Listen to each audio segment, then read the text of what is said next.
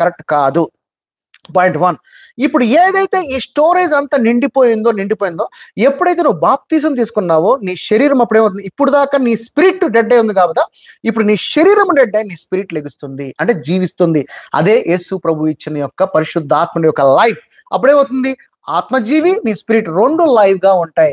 ఇప్పుడు ఏం చేయాలి, ఈ ఆత్మ అంటే ఏదైతే పరిశుద్ధాత్మ యొక్క స్పిరిట్ నీలో జీవం కలిగి నీలో జీవం ఇస్తుంది కదా, ఈ సోల్లో ఏదైతే నీ ఓల్డ్ డేటా, నువ్వు చేసిన తప్పులు పాపములు, నువ్వు ఏదైతే మొత్తం నీ యొక్క చండాల్పు కలిగిన జీవితం అంతా ఏమైనా నిండిపోయి ఉంటది ఈ మైండ్ లో. అందుకని ఈ యొక్క ఆత్మతో, అంటే ఈ ఆత్మ అంటే పరిశుద్ధాత్ముడు, దేవుని యొక్క వాక్యమును రోజు నీ లోనికి పంపిస్తున్నప్పుడు ఏమవుతుంది, నీ మైండ్ లో ఉన్న ప్రతి ఓల్డ్ డేటా, పాపపు డేటా, ఆలోచనల డేటా, దుర్మార్గమైన డేటా, అడల్టరీ డేటా, ఈ డేటా అంతా కూడా డిస్ట్రాయ్ అయిపోతా ఉంటుంది. ప్రతిరోజు మైల్యూట్ అయిపోతా ఉన్నాయి. డిస్ట్రాయ్. ఒకసారి ఇలాగా ఇదంతా ట్రావెల్ అంటే ఇట్ విల్